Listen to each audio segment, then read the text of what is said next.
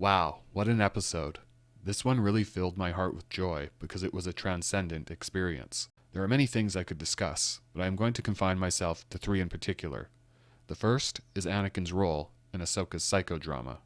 The second is the structure of the episode itself, which can be summarized as from the depths to the heights. And lastly, I will very briefly predict what to expect from the rest of the season. Episode 5 is the story of Ahsoka's psychodrama. By psychodrama, I mean a drama that unfolds inside of Ahsoka's soul. The World Between Worlds is an appropriate portrait of Ahsoka's soul because it is a space in between all other times and places. This setting conveys how Ahsoka is stuck in between her past and her future. She can't move forward. Anakin's role in this psychodrama is to act as Ahsoka's mentor-antagonist. By antagonizing her, he is creating the necessary friction that Ahsoka needs to move forward. In other words, Anakin is a hybrid between the mentor and the dragon from the hero's journey. As the dragon, he is guarding the elixir of life in his stash of treasure. But as Ahsoka's mentor, he is training her to take it from him. Anakin gives Ahsoka a choice: live or die. In his role of antagonist, this sounds like kill or be killed. However, in his role of mentor, he is testing Ahsoka. The point of the lesson is to see through the framing that has been presented to her. The point is to develop independence of mind. Below the surface is another set of choices. The choice between spiritual life and spiritual death. As both her mentor and antagonist, Anakin represents Ahsoka's hopes and fears. As Anakin the mentor, he is all of her potential as a Jedi. As Vader the antagonist, he is the personification of Ahsoka's fear, primarily her fear that she will share his legacy of death and war. To kill Anakin out of a sense of self-preservation would be to give in to fear, thus realizing it. This would be spiritual death. This kind of death would be a failure to realize her potential as a Jedi. The other choice, spiritual life, is to let her current self die. The self who is afraid that her past will doom her future. By letting this version of herself die, she is choosing to realize her potential. She is allowing herself to live more fully. She chooses the elixir of life.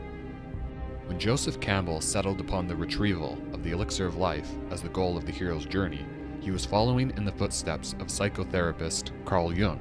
The retrieval of the elixir from the unknown mirrors the goal of Jungian psychotherapy, the extraction of the whole of the human personality from the unconscious. For Jung, water and the underworld were two of the symbols for the unconscious, so it is no wonder that Ahsoka finds herself in this underworld-like realm after falling into the ocean. As we will see, Ahsoka's understanding of Anakin's legacy, and by extension, her own potential, is too one-sided. She is lacking in wholeness and must retrieve it from the unconscious. Jung, in turn, was inspired by alchemy. One way of describing the goal of alchemy was to extract the white lead from the black lead. The white lead is otherwise known as the lead of the air, the spirit trapped in matter.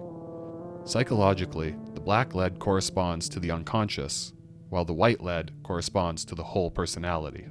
Star Wars is more similar to Jungian psychotherapy than alchemy because the goal is not to simply free the spirit from matter, or to even perfect matter. Rather, the goal is to escape from the prison of the mind. The prison of the mind can be described as all of those self-sabotaging feelings, thoughts, beliefs, habits, appetites, and anxieties that prevent one from fully realizing their potential. Not the potential to become more powerful, but the potential to be a more conscious, compassionate, and therefore whole being. The escape from the prison of the mind brings us to the structure of the episode itself.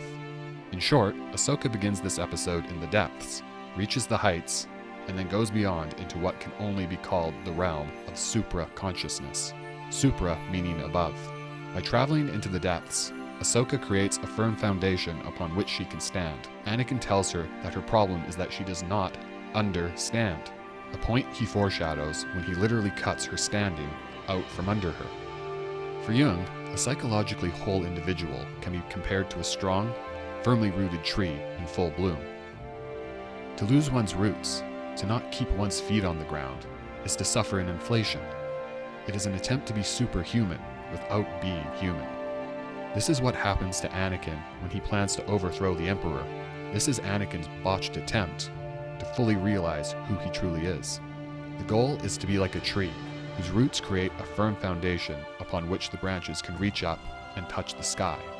For Jung, human beings aren't meant to be skywalkers, but rather sky reachers.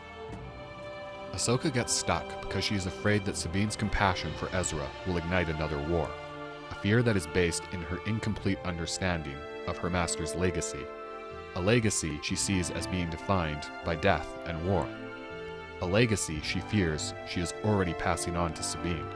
However, by creating the necessary friction, Anakin is able to push Ahsoka to a point where she can discover just how capable she is of resisting self-sabotaging tendencies such as fear. By choosing life, by not striking Anakin down, she does what Luke did when confronted with the same choice. She discards the red lightsaber, and along with it, all of her self-sabotaging tendencies. By doing so, she inherits a fuller understanding of her master's legacy, and with it, an understanding of her true potential as a Jedi. This legacy can be described as one of life-giving compassion, because Anakin is the man who saved the entire galaxy out of compassion for his son. By inheriting her true legacy, Ahsoka is then able to wake from her dream.